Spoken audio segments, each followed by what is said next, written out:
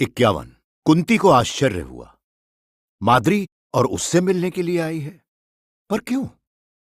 उसने तो एक क्षण के लिए भी नहीं सोचा था कि उसे माद्री से मिलना चाहिए। उसके मन में न तो माद्री को देखने की उत्सुकता थी, न उसे भय था कि माद्री उसका अधिकार, धन संपत्ति या पति छीन लेगी। वो सब उसे मिला ही कब था। न कुंती के मन में लोकाचार की ही बात उठी थी कि वो कुरुकुल की नई वधू के स्वागत का शिष्टाचार निभाए। उसने मान लिया था कि उसके साथ जो दुर्घटना घटी थी वो घट चुकी। सृष्टा को जो खिलवाड़ उसके जीवन के साथ करना था वो कर चुका। अब कुंती एक अनावश्यक, अपदार्थ, व्यर्थ सी वस्तु के रूप में इस राजप्रासाद में पड़ी रही। जब तक माद्री नहीं आई थी तब तक फिर भी कुंती के मन में कहीं कोई आशा थी कि पांडु उसके पास लौट आएगा, उसे स्वीकार कर लेगा और वे एक सुखद दाम्पत्य जीवन व्यतीत कर पाएंगे। किंतु माद्री आ गई थी।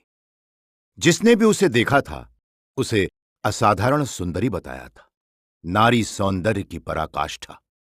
वो आकर्षक थी, मोहक थी, निर्मम से निर्मम पुरुष के मन को लुभा सकती थी। तब कहां अवकाश था पांडु के लौट आने का। यदि कभी उसका मन माद्री से ऊब भी गया तो वो तीसरा विवाह करेगा, लौटकर कुंती के पास क्यों आएगा? यदि दूसरा विवाह करते हुए उससे किसी ने कुछ नहीं पूछा तो तीसरा विवाह करने पर ही कौन पूछेगा? कुंती को लगा वो अपने भाग्य को कितना भी दोष दे, किंतु वो पांडु को क्षमा नहीं कर सकती। यदि उसे कुंती के अतीत का कोई अभ्यास हो ही गया था, कोई सूचना मिल ही गई थी, तो वो कुंती से बात तो करता, उसे स्पष्टीकरण का अवसर तो देता। कुंती का तिरस्कार ही करना था तो कोई सम्मानजनक संधि तो करता। आधी रात को उठकर चल दिए। दूसरे की भावनाओं का रत्ती भर भी सम्मान नहीं। कुंती क्या बात करने की भी योग्य नहीं थी, लांछित करने के योग्य भी नहीं। पांडु तो पांडु, अब ये माद्री और आ गई है।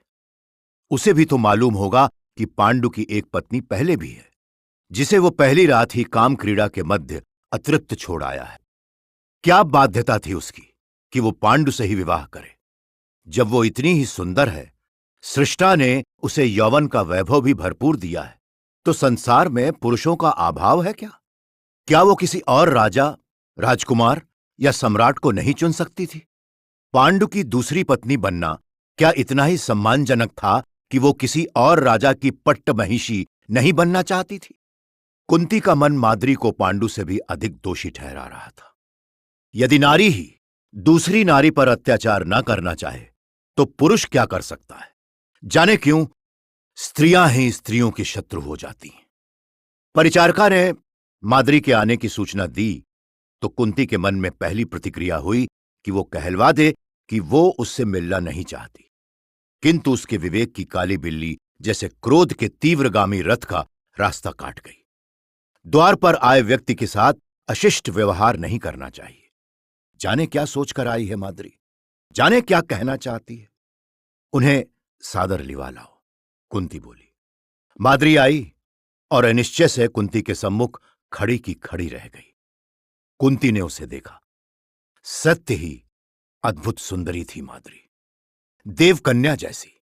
उसने सुन रखा था मद्र देश के सौंदर्य के विषय में, किंतु ये तो मद्र सौंदर्य का भी जैसे चमत्कार थी, पर कैसी अस्वस्थ सी लग रही थी, पूर्णतः ध्वस्त, जैसे उसका सर्वस्व हरण हो गया हो।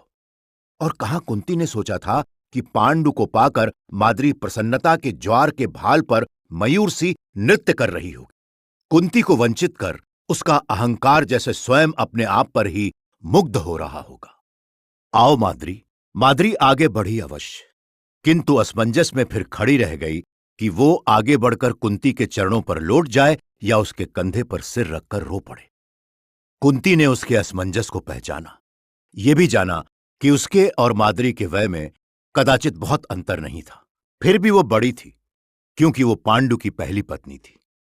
उसकी और माद्री की काया में भी अंतर था। माद्री कोमल थी, अधिक लंबी भी नहीं थी। आकार प्रकार को देखते हुए समवयस्क होने पर भी कुंती उससे बड़ी ही लग रही थी। वैसे भी कुंती को उससे बड़ी होना ही था। माद्री उसके द्वार पर आई थी। उसने आगे बढ़कर माद्री को गले से लगा लिया। माद्री का जाने कब का बंधा धैर्य का बांध टूट गया। उसे वो कंधा मिल गया था जिस पर वो सिर रखकर रो सकती थी। वो फपक पड़ी, दीदी। उसके एक संबोधन मात्र से जैसे कुंती के हृदय की सारी दुशंकाएं धुल गईं। हृदय पिघलकर जैसे आतुर होकर माद्री की ओर दौड़ा। उसे लगा जाने कब की बिछड़ी उसकी अपनी छोटी बहन आ मिली है। कुंती ने उसे अपने वक्ष में भींच लिया। वो भी तो कब से प्रतीक्षा कर रही थी कि उसे कोई अपना मिले और उसके कंधे पर सिर रखकर अथवा उसे हृदय से लगाकर वो रो सके। थोड़ी देर में शांत होकर दोनों अलग हुईं और अश्रु पोंछते हुए कुंती का ध्यान इस ओर गया कि वे दोनों तो अपने सहज आवेश में ही रोती रहीं। अभी कुंती ने उससे ये तो पूछा ही नहीं कि उसके रोने का कारण क्या है। माद्री, कुंती ने बहुत कोमल स्वर में उसे पुकारा, दीदी, मुझे कोई बताता क्यों नहीं कि मेरा दोष क्या है? कुंती चुपचाप उसे देखती रही। तो क्या पांडु ने उसके साथ भी वैसा ही व्यवहार किया है? पर क्यों? अपने विषय में तो कुंती ने मान लिया था कि उसका अतीत, पर माद्री, प्रत्येक स्त्री का अतीत होता है क्या?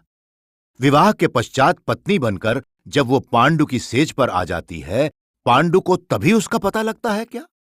कुंती ने उसे बैठाया, उसके आंसू पोंछे और तब अत्यंत धैर्य से पूछा, क्या बात है माद्री? मुझे विस्तार से बताओ। माद्री उसे हस्तिनापुर में अपने स्वागत और फिर पांडु से अपने मिलन की कहानी सुनाती रही और कुंती को लगता रहा कि वो माद्री की नहीं, कुंती की ही कहानी है। केवल एक नाम का अंतर था, अन्यथा सब कुछ वैसे का वैसा ही था। वो चकित थी, ऐसा क्यों हुआ और कैसे हुआ? कुंती ने पूर्ण तन्मयता से सब कुछ सुना।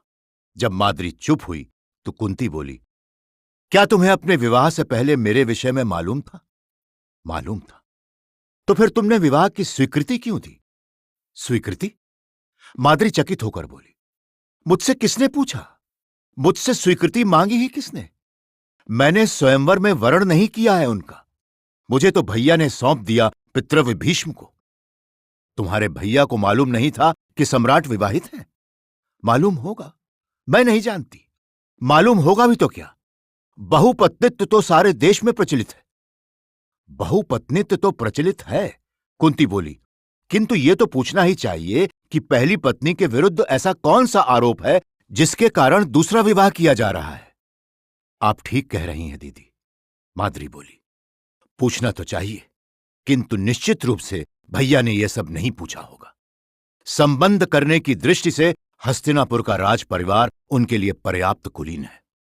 संभव है कि उनके मन में कहीं रहा होगा कि भोजराज की पालित पुत्री हस्तिनापुर के सम्राट के लिए पर्याप्त कुलीन नहीं है।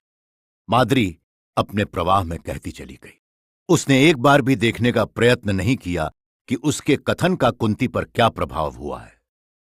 मेरे लिए उन्हें उनकी अपेक्षा से अधिक शुल्क दिया गया है, और दीदी, यदि भैया ने स्वेच्छा से यह निर्णय न किया होता तो उन्हें बाध्य होकर यही निर्णय करना पड़ता। क्यों? पितृविभीष्म के साथ चतुरंगिणी सेना भी थी। वो मात्र शोभा के लिए तो नहीं थी ना। ओह, कुंती के मुख से निकला। माद्री कदाचित अपने प्रश्न के उत्तर की अपेक्षा में कुंती की ओर देखती रही और कुंती जैसे अपने भीतर डूबती चली गई। कुंती नहीं जानती थी कि पांडु ने उसके साथ ऐसा व्यवहार क्यों किया। माद्री भी नहीं जानती, किंतु इससे इतना तो स्पष्ट ही है कि कारण वो नहीं जो कुंती ने सोचा था। कारण शायद वो भी नहीं है जो माद्री ने सोचा था। कुलीन राजकुमारियां पाकर राजा लोग उनसे विवाह के लिए लालायित हो उठते हैं, किंतु अकुलीन कुमारियों को अपने अधिकार में पाकर वे उसकी उपेक्षा कर सेज छोड़कर भाग नहीं जाते। अन्यथा इतनी अधिक मात्रा में दासी पुत्रों का जन्म न होता। कुलीनता अकुलीनता का भाव पांडु के मन में है या नहीं, किंतु माद्री के मन में है। किंतु पांडु की उपेक्षा का कारण तो पांडु के मन में ही है। वही बताएगा कि उसने ऐसा क्यों किया अथवा वो ऐसा क्यों करता है। और कुंती ने माद्री की कल्पना दूसरों का अधिकार छीनने वाली एक दुष्ट स्त्री के रूप में की थी, किंतु वो कुलीन राजकुमारी तो स्वयं ही इतनी दुखी है। उसकी कुलीनता के पास तो अपना ही कोई अधिकार नहीं है, वो दूसरों का अधिकार क्या छीनेगी। पोषिता राजकुमारी कुंती ने कम से कम आर्य राजकुमारियों के समान स्वयंवर में स्वेच्छा से पांडु का वरण किया था, और ये जन्म से कुलीन राजकुमारी माद्री तो एक वस्तु के समान शुल्क लेकर भीष्म को सौंप दी गई कि वे उसे किसी को भी प्रदान कर सकते हैं। उस दुखी स्त्री से क्या विरोध? वे दोनों ही परिस्थितियों की दुष्टता से पीड़ित हैं, दोनों ही असहाय हैं, दोनों को ही किसी की सहायता चाहिए। उन दोनों में परस्पर विरोध न होकर सहयोग होना चाहिए। वंचित जन यदि परस्पर ही वैर विरोध रखेंगे तो उनकी सहायता कौन करेगा? कदाचित परस्पर सहयोग से वे कभी अपना अधिकार प्राप्त कर सकें। दीदी, वो ऐसा क्यों कर रहे हैं? माद्री ने पुनः पूछा। दासियों ने मुझे बताया कि वे दिग्विजय के लिए जा रहे हैं। सुनो माद्री, इस बार कुंती का स्वर पर्याप्त स्थिर था। मैं भी नहीं जानती कि हमें किस अपराध के लिए दंडित किया जा रहा है, किंतु अपने स्तर पर मैंने निश्चय किया है कि मैं अपने पति के इस व्यवहार के विरुद्ध गुहार करने पितृव्य अथवा पितामही के पास नहीं जाऊंगी। मैंने तो इसकी चर्चा माता अंबालिका से भी नहीं की है और ना ही करूंगी। यह सारा व्यवहार पति पत्नी के बीच की बात है, अतः उसकी चर्चा भी हमारे मध्य ही रहेगी। यदि तुम भी मुझसे सहमत हो तो तुम भी यही करो। इन बातों की चर्चा किसी से मत करो, किसी से अपने पति की शिकायत मत करो। अवसर आने पर हम उससे ही पूछेंगी कि इस व्यवहार का क्या अर्थ है, हमारा ऐसा कौन सा दोष है जिसके कारण हमें इस प्रकार तिरस्कृत और अपमानित किया जा रहा है। मुझसे सहमत हो? हां दीदी, माद्री ने अपने अश्रु पोंछे। ऐसे नहीं, सोच समझकर अच्छी प्रकार विचार कर कहो। सोच लिया, माद्री बोली। मैं आपके साथ हूं, जैसा आप कहेंगी मैं वैसा ही करूंगी। कुंती मुस्कुराई।